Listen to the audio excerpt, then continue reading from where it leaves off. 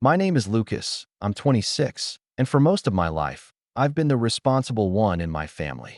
That wasn't a title I ever asked for. It was more like something that stuck to me because someone had to play the adult when the actual adults were too busy picking favorites.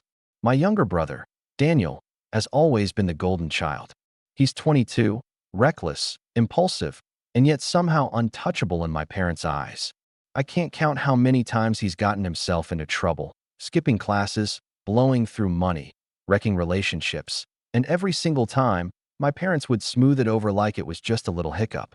Meanwhile, if I so much as breathed in the wrong direction, I'd get lectures about responsibility, saving money, and setting a good example.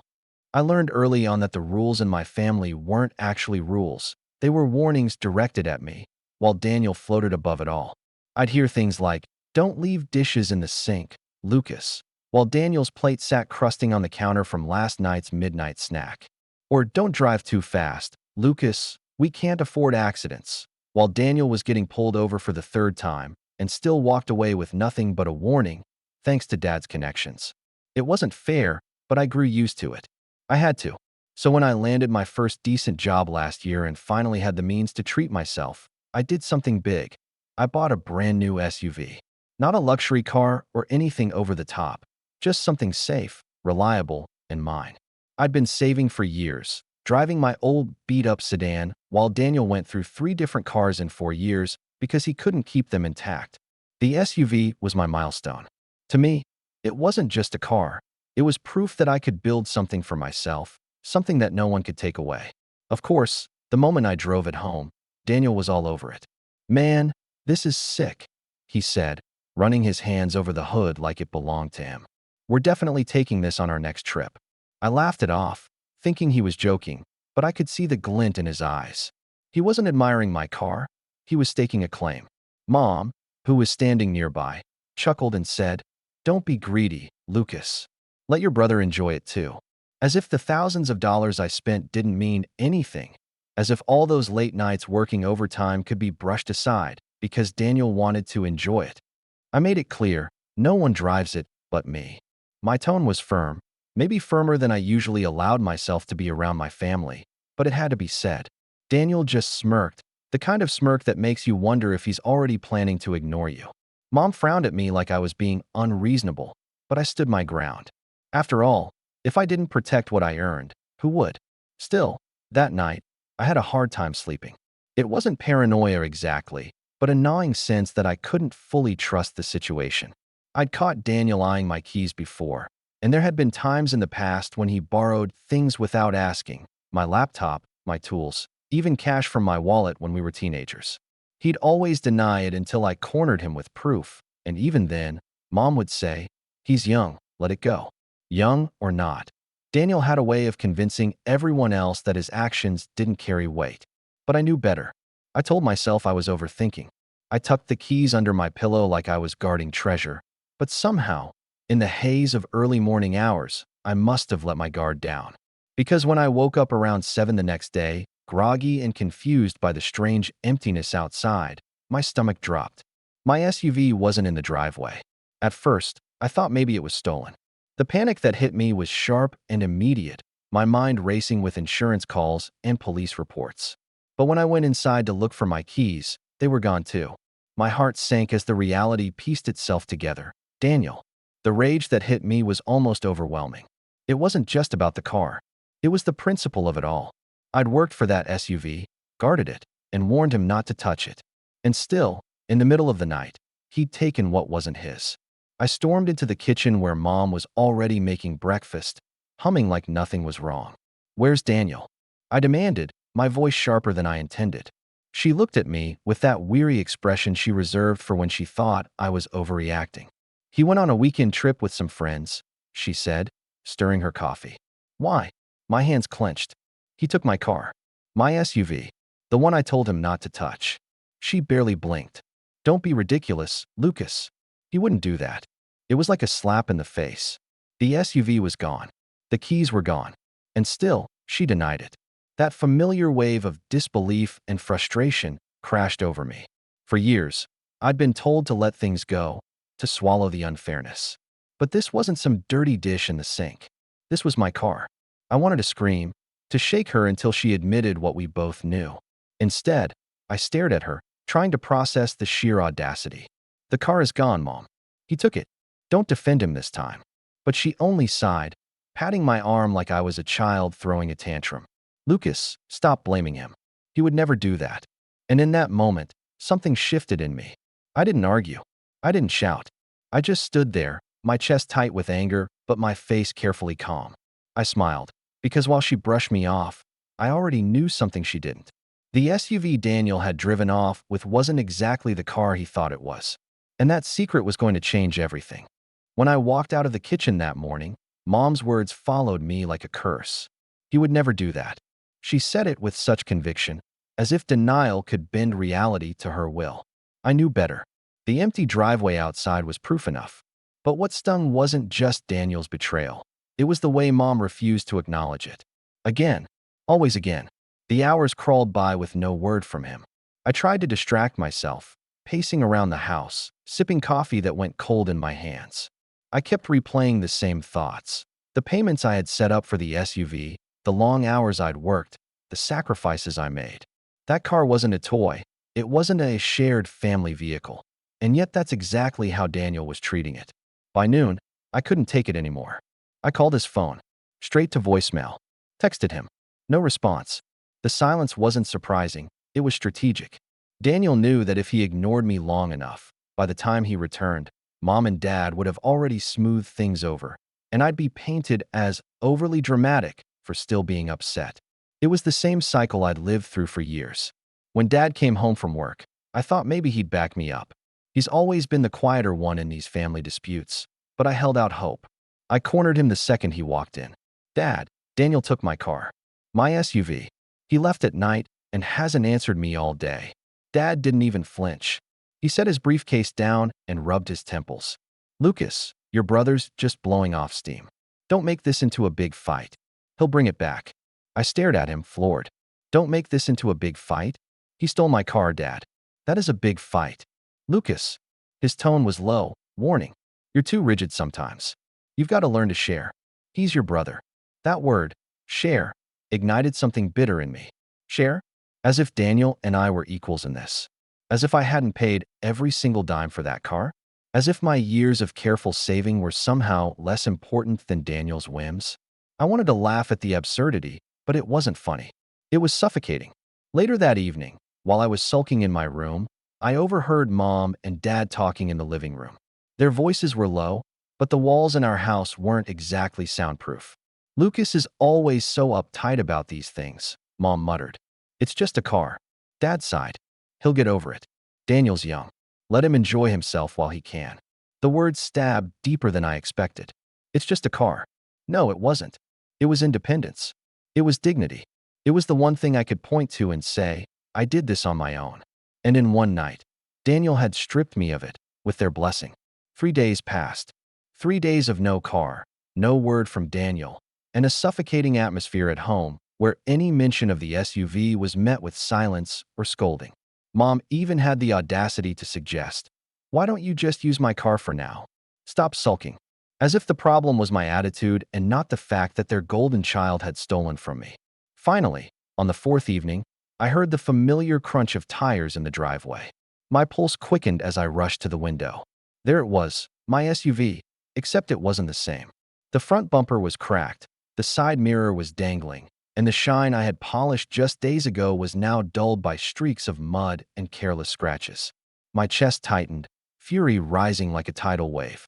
Daniel stumbled out of the driver's seat, laughing with his friends as if nothing was wrong. He tossed the keys in the air, caught them, and pocketed them without a glance at me. My SUV looked like it had been through a battlefield, and all he did was grin. I stormed outside. What did you do to my car? Daniel turned, feigning innocence. Relax, man. We just took it for a spin. You're overreacting. Overreacting. I stepped closer, pointing at the cracked bumper. Look at this. You wrecked it. He shrugged. It's just a scratch. Don't be so dramatic. His friends snickered behind him, fueling his smugness. Mom came rushing out, drawn by the commotion. And before I could even get a word out, she was already taking his side. Lucas, stop yelling at your brother. You'll scare the neighbors. Mom, look at the car. My voice cracked with anger. He destroyed it. Her gaze flickered to the SUV, but instead of outrage, there was only mild disapproval, like I'd pointed out a smudge on the wall. It's not that bad. Cars can be fixed. What matters is that Daniel is home safe. Safe. That was her priority. Not the thousands of dollars worth of damage. Not the complete disregard for my boundaries. Just Daniel's safety. Dad joined us a few minutes later, his face tightening at the sight of the SUV, but even then, his words betrayed the bias. Daniel, you need to be more careful, he said in a measured tone, before turning to me. Lucas, don't blow this out of proportion. We'll figure something out. Figure something out. That was code for Lucas will swallow the cost while Daniel walks away unscathed. That night, Daniel swaggered into the house like a conquering hero, boasting about the trip to anyone who would listen. He left pizza boxes and empty soda cans in the living room, treating the house like his personal dumping ground, while Mom doted on him, asking if he needed money for gas or food. I sat there, my insides churning, invisible in my own home. But beneath the hurt and anger, something else started to take root. A quiet, simmering resolve. I'd played the role of the responsible one my whole life. I'd taken the punches, swallowed the unfairness, and told myself to endure. But this was different. Because Daniel didn't just cross a line, he bulldozed through it. And Mom and Dad weren't just blind, they were complicit. As I sat in my room that night, staring at the dented hood through the window, I realized this wasn't going to be swept under the rug like all the other times. Not this time. And when I smiled to myself, it wasn't because I forgave him. It was because I knew something none of them did. The car Daniel thought he ruined wasn't the leverage he believed it to be. It was the beginning of something much bigger. The house didn't feel like home anymore. It felt like enemy territory. Every word I spoke was twisted into nagging.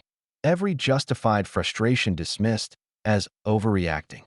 Meanwhile, Daniel strutted around as if he had earned the SUV himself, boasting to his friends about his ride, like it wasn't purchased with years of my sacrifices. For a while, I tried to bite my tongue, to convince myself that maybe I could fix the car, move on, and create some distance between us. But then the betrayal came. Deeper, sharper than anything I'd expected. It started with the insurance. I had called to report the damage because, frankly, there was no way I could cover the cost of repairs out of pocket. My premiums weren't cheap, but that was the point. I had coverage for situations like this. Or so I thought. When the representative pulled up my file, there was confusion on her end. Sir, she said carefully, are you aware that a claim was already filed for your vehicle last night? My grip tightened on the phone. What? No, I didn't file anything. Yes, it was filed under your policy by a Daniel Carter, she replied, checking again. The room spun around me. Daniel had used my information, my insurance, to try and pass off the damage as his own claim. Worse, the adjuster explained that the story didn't add up. He said he was the primary driver on the vehicle. We flagged it because that didn't match our records. I hung up the phone with a sickening realization. It wasn't just about the car anymore. Daniel wasn't content with wrecking it. He wanted to rewrite reality to make it his. He was trying to take ownership of something he had no right to, dragging my finances and credibility down with him. When I confronted him, his reaction made my blood boil. He was sitting on the couch, scrolling through his phone, legs kicked up like a king on his throne. You used my insurance? I asked, voice low and trembling. He didn't even look up. Yeah, chill out. It's not a big deal. Not a big deal. You filed a fraudulent claim in my name. Do you understand what could happen if? He finally looked at me then, eyes narrowing in that infuriating way. Lucas, you're so uptight. You've got no idea how the world works. Nobody cares who files what. I was fixing the problem for you. Fixing the problem. That was his justification. My hands shook as I clenched them into fists, not out of fear, but out of the sheer effort it took not to explode. When I turned to Mom and Dad, desperate for someone, anyone, to acknowledge the gravity of what he'd done, their response was the nail in the coffin. Mom crossed her arms, glaring at me. Lucas, stop making everything into a drama. He was just trying to help. Why can't you be more like your brother? Relaxed, easygoing. Dad nodded, adding, you're overreacting again. This is exactly what I meant about you needing to share more. You're too possessive. Share more. Possessive. Their words twisted the knife deeper. They weren't just defending him anymore. They were vilifying me for wanting respect, for wanting my boundaries, my property, my hard work recognized. That night, I found out just how far their favoritism could go. I was in my room, door cracked open, when I overheard Mom and Dad talking with Daniel in the kitchen. Their voices carried down the hall. "Don't worry about your brother," Mom said soothingly. "He'll cool off. He's always been dramatic." "Exactly," Dad chimed in. "And honestly, Daniel, maybe it would be better if you just used the SUV. You're the one who goes out, has fun, lives life. Lucas doesn't need it the way you do." I froze. The air left my lungs. They weren't just excusing him. They were openly suggesting that my SUV, my first real achievement, should belong to him. Daniel chuckled. "See? You get it. He doesn't even know how to enjoy it. It'd be better off with me anyway." The sound of their laughter was like a hammer cracking against the fragile shell of whatever trust one still had in them. That was the moment everything shifted. It wasn't about fairness anymore, or hoping they'd see reason. No, this was betrayal in its purest form. My parents had chosen their golden child openly, blatantly, at my expense. And Daniel? He wasn't satisfied with stealing. He wanted to erase me from the picture entirely. I sat in the dark of my room that night, heart pounding, teeth clenched, every nerve in my body alight with anger. For the first time in my life, I didn't feel like the responsible older brother. I felt like someone betrayed enough to break, someone finally ready to stop swallowing the unfairness and start plotting. Because they had no idea that I wasn't powerless. They thought I was the predictable one, the quiet one who would always back down. But what they didn't know, what Daniel especially didn't know, was that the SUV he had laid claim to wasn't just a shiny toy. It was a trap waiting to be sprung. And soon, he'd find out exactly what that meant. After that night, the house felt like it wasn't mine anymore. Every time I walked into the kitchen or the living room, I was reminded that I was the outsider under my own roof. Mom and Dad's laughter with Daniel, the way he lounged in the SUV's driver's seat like it had been his all along, the dismissive glances they threw me whenever I dared to voice my frustration, it was suffocating. The worst part wasn't even the damage to the car or the fraudulent insurance claim. It was the erosion of trust. I realized that no matter what I did, no matter how hard I worked, I would never be seen as anything more than the strict, uptight brother. Meanwhile, Daniel, who crashed my SUV and nearly ruined my finances, was still the carefree son they admired. That realization hollowed me out in a way I hadn't felt before. The following week was brutal. Daniel took the SUV again without asking, parading around town like it was his personal trophy. My phone buzzed with friends sending me photos. Daniel parked sloppily outside bars. Daniel revving the engine in crowded streets. Daniel boasting about his new ride to anyone who would listen. Each photo felt like another twist of the knife, not only because he was humiliating me publicly, but because I couldn't even correct the narrative. If I told people the truth, I knew he'd spin it, and Mom and Dad would back him. That's how it always went. I tried to talk to them again, one last time. It was after dinner, when Daniel had tossed his dirty plate into the sink and walked off without so much as rinsing it. I stayed behind with my parents, hoping maybe, just maybe, reason would prevail if I spoke calmly. "Mom, Dad," I began, my voice trembling with effort. "I can't keep doing this. That car is mine. I worked for it. Daniel doesn't respect it, and I need you to stop enabling him. If he keeps this up, he's going to destroy more than just the SUV. He's going to drag me down with him." I thought the vulnerability in my tone would get through to them. But instead, Mom pursed her lips, shaking her head slowly. "Lucas, you're exhausting. All you ever do is complain.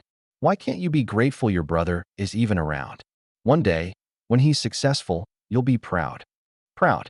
That word echoed in my skull like a cruel joke. Proud of what? Proud of a brother who stole from me, wrecked my car, and laughed in my face? Dad chimed in too, his voice softer but no less dismissive. "You've got to loosen up, son. You're making mountains out of molehills. If you keep this up, you'll push your family away." Push my family away. The irony of that nearly made me laugh out loud. They'd already chosen. I was already on the outside. That night, I lay awake staring at the ceiling, the weight of their words pressing down on me. I thought about the years I had sacrificed to be the responsible one. The nights I stayed in to save money while Daniel blew cash on parties. The times I bailed him out of trouble even when I knew he deserved the consequences. And now, here I was, branded as the villain in my own story. It was my rock bottom. The next morning, Daniel swaggered into my room without knocking, tossing the SUV keys onto my desk. "By the way, you're low on gas. You might want to fill up before you drive it again," he said with a grin. Oh, and my buddies loved the ride. They said I should bring it next weekend too. He walked out before I could even respond, his laughter trailing behind him. I stared at the keys, my blood boiling, my chest tight. That was the moment something inside me snapped, not into an explosion of anger, but into something colder, quieter. I stopped arguing, stopped pleading, stopped wasting my breath. If they wanted me to be the villain, then I'd play the part, but on my own terms. I realized there was no point fighting for their recognition anymore. I wasn't going to win a battle against years of favoritism. Instead, I started planning. I began researching late into the nights, insurance loopholes, property laws, ways to protect myself financially from Daniel's recklessness. I dug through my paperwork, set up new passwords, and quietly began moving pieces into place. I didn't announce anything. I didn't slam doors or make threats. Outwardly, I played along, smiled faintly at Mom's digs, nodded at Dad's warnings, let Daniel gloat without resistance. But inside, I was done. Done being the punching bag. Done being the responsible one who never fought back. Because what Daniel didn't know, what none of them knew, was that the SUV wasn't just a car. It was more than a vehicle. It was leverage. And the way he had entangled himself with it, the reckless driving, the fraudulent claim, the entitlement, it had all given me something I hadn't had before. Power. And I was going to use it. After I hit my lowest point, something inside me shifted. It wasn't a sudden burst of energy or a movie-style moment of transformation. It was quieter than that, like a candle being lit in a dark room. I realized that if I kept begging for respect from people who had no interest in giving it, I'd be stuck in this loop forever. So, instead of trying to pull them toward me, I started pulling myself away. The first step was distance. Not physical, not yet, but mental. I stopped letting their words sink into me like knives. When Mom scolded me for complaining too much, I just smiled faintly. When Dad told me to share more, I nodded without arguing. When Daniel bragged about his SUV, I let him boast, knowing every word he said was digging him deeper into a pit he didn't even see. The less I resisted outwardly, the less they noticed what I was doing behind the scenes. Meanwhile, I doubled down on my career. I'd been working in IT for a mid-sized firm for about 2 years, mostly quiet and reliable in my role, never really pushing for more. But now, I threw myself into it. Late nights that used to feel exhausting became purposeful. Projects that others avoided, I volunteered for. My manager started noticing. He asked me to lead a small team on a pilot project, and I poured everything into it. By the end of that quarter, not only had we finished early, but our work saved the company thousands.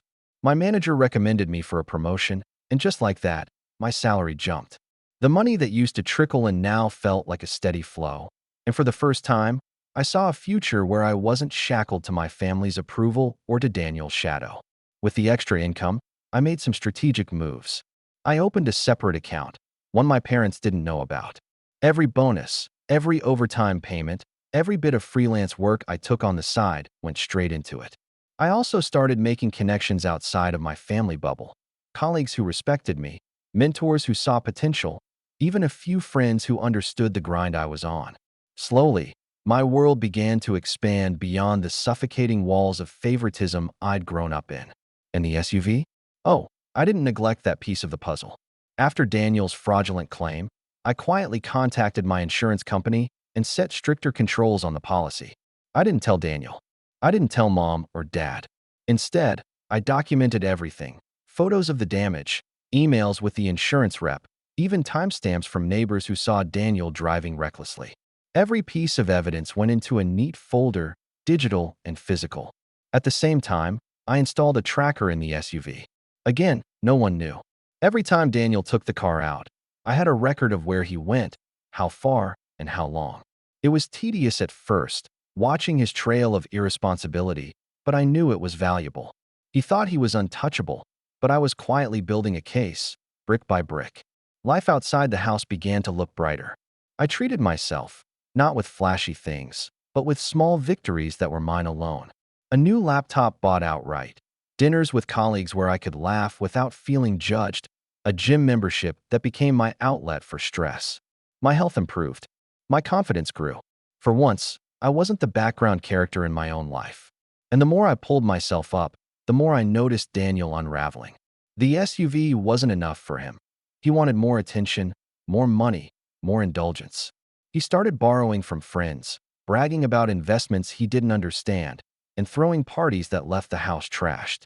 Mom and Dad still defended him, of course, but I could see the cracks forming.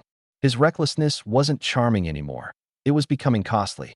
I stayed quiet, patient, letting him dig deeper, letting my parents excuse more and more until even they looked tired. One evening, while Daniel was out with the SUV again, I overheard Mom on the phone with a relative. Her voice was tight, almost defensive. Daniel just needs time. Yes, we know he's made mistakes, but he'll grow out of it. Lucas? Oh, he's fine. Always fine. Always fine. That phrase stuck with me. They saw me as the one who needed nothing, who absorbed every blow without complaint. And in a way, they weren't wrong anymore. I didn't need their validation. I was building something stronger than their approval, a foundation they couldn't shake.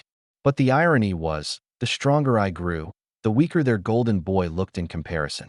He didn't even notice it yet, but the balance of power was shifting. Slowly, quietly, inevitably. Because while he played the role of the carefree brother, I was becoming something else entirely. Someone with proof, with stability, with leverage. And the day would come when he'd find out just how much power I had gained, using the very SUV he thought he had stolen from me. The months that followed felt like I was living a double life. On the surface, nothing had changed. Daniel still strutted around with his hollow confidence, tossing my SUV keys like they were his birthright. Mom still coddled him. Dad still brushed off my concerns, and I still played the role of the quiet, responsible one who didn't need anything. But beneath that calm exterior, I was stacking cards, building something far more dangerous than they realized. The promotion at work opened doors I hadn't expected. With my new role, I gained access not only to more resources, but also to connections, financial advisors, legal contacts, even a colleague who used to work in fraud prevention for an insurance company. I didn't blurt out my situation right away. Instead, I listened. I asked questions.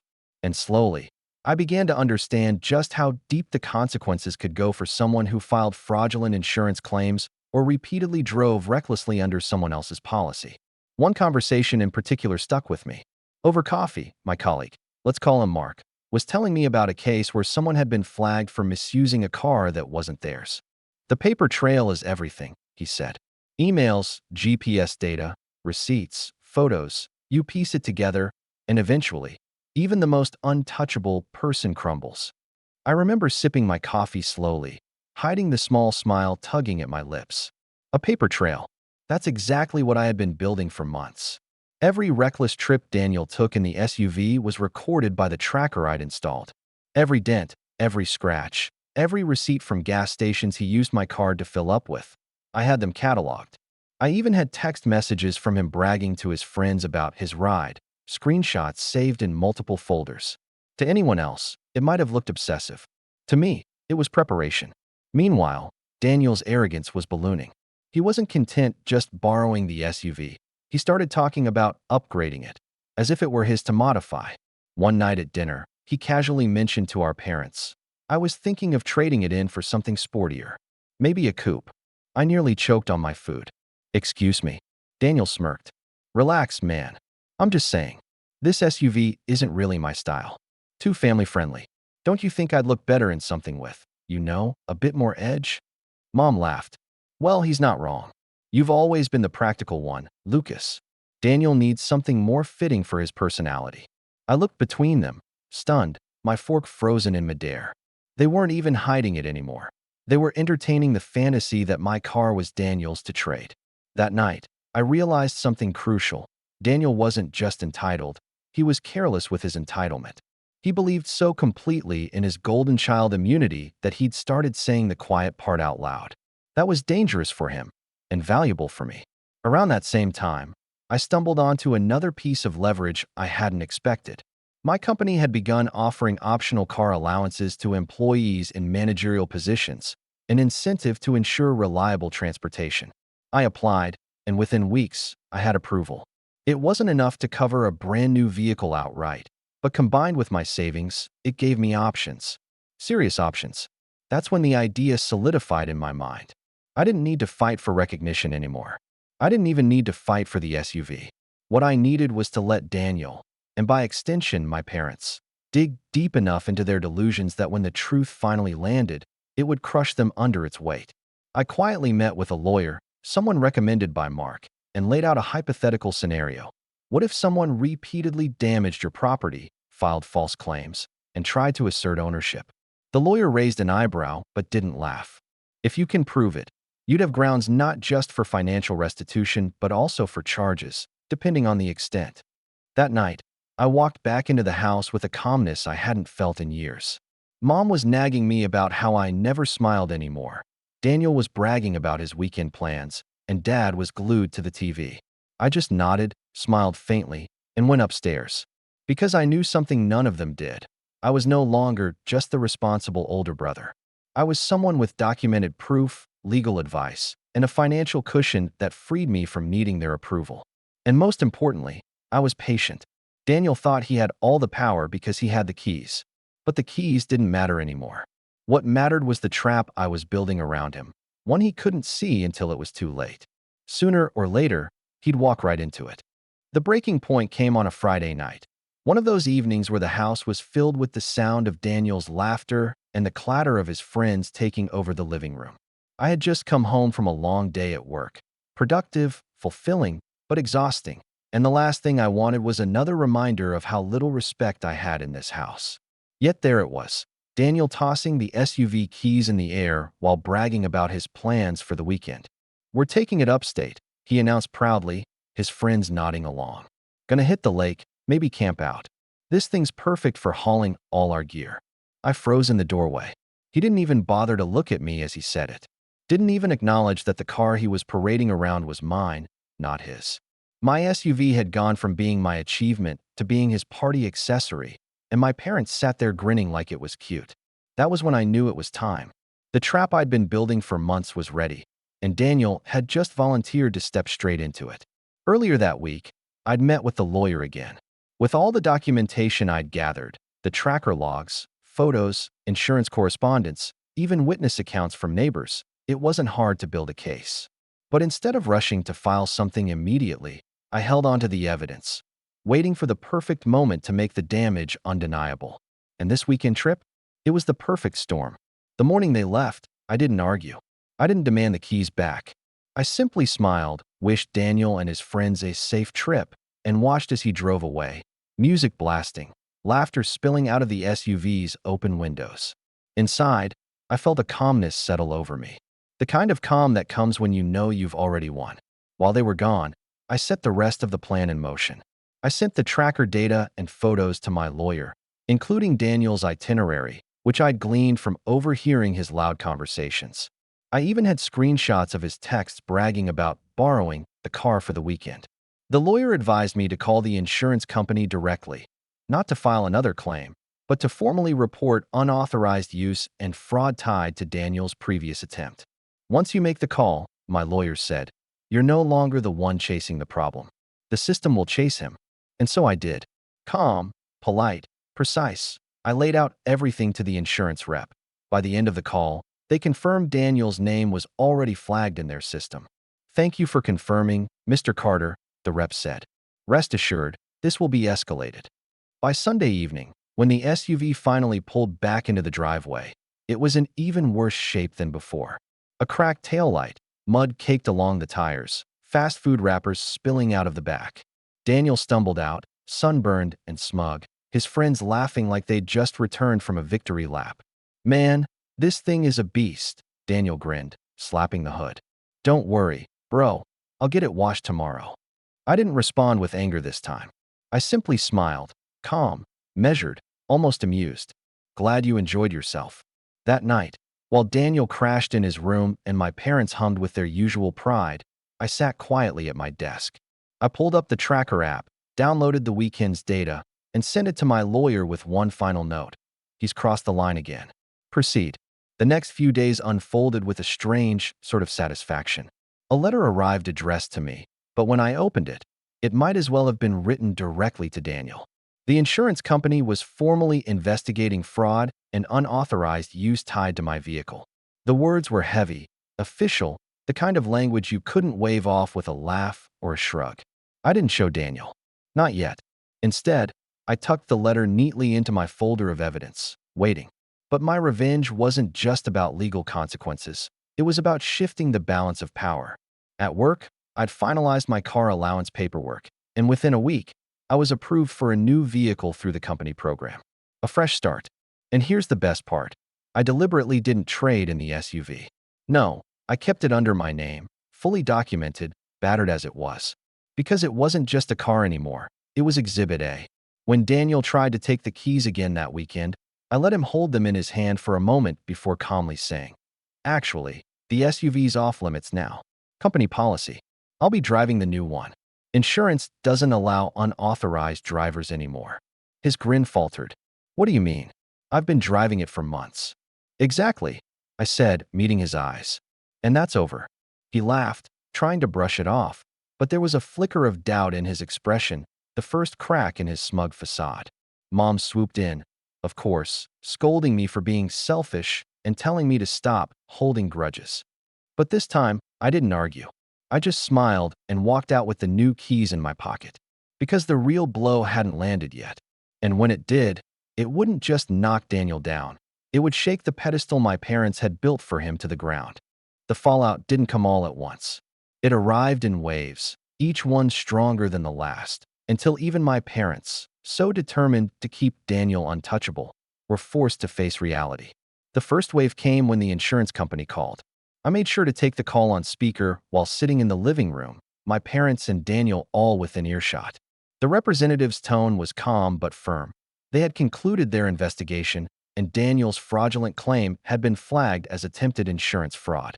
Because of the unauthorized use and repeated damage tied to my vehicle, they were placing restrictions on my policy and warning of possible legal escalation if it happened again. Mom gasped. Dad shifted uncomfortably. Daniel paled, though he tried to mask it with a smirk. "It's just insurance people.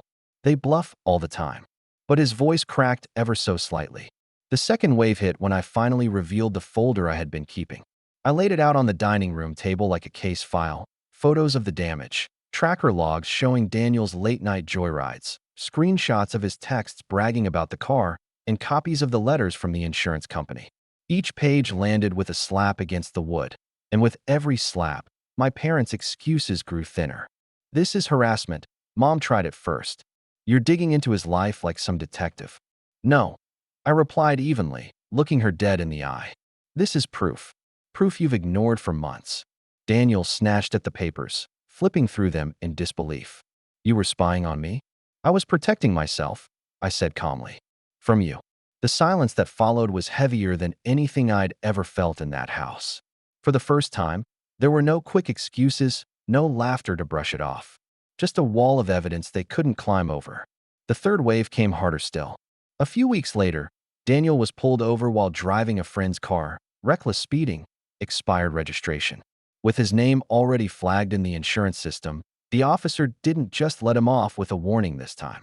He got slapped with fines and mandatory court appearances. When he came home fuming, Mom tried to comfort him, but I could see the cracks spreading wider. Their golden boy was no longer untouchable. The system had its eye on him now, and there was nothing they could say to shield him. As for me, I didn't need to gloat. I didn't need to shout. I simply lived my life. With my new company car allowance, I drove a fresh vehicle that Daniel couldn't touch. My promotion came through officially, and with it, a new apartment downtown.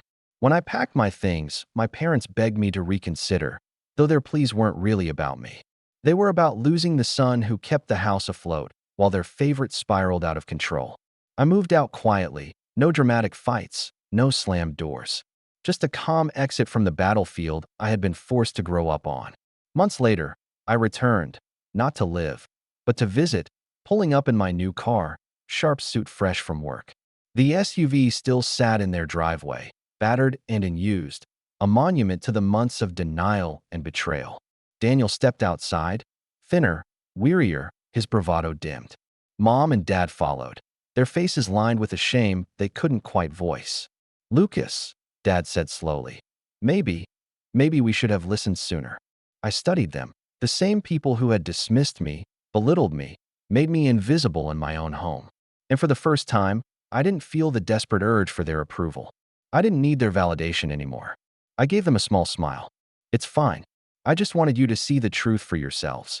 And as I turned to leave, Daniel muttered under his breath, bitter but broken, "You set me up." I paused, glanced back at him, and let the words land like the final blow. "No, Daniel, you set yourself up. I just stopped protecting you from the consequences." The look on his face, the dawning realization that his shield was gone, that his parents couldn't save him anymore, was worth every sleepless night, every quiet plan I had laid. I got in my car, started the engine, and drove away, leaving behind the broken pedestal they had built for their golden boy. For the first time in my life, I wasn't the overlooked, responsible son. I was the one who walked away with dignity, proof, and freedom. And that was the moment I knew. The game had finally shifted, and I had won.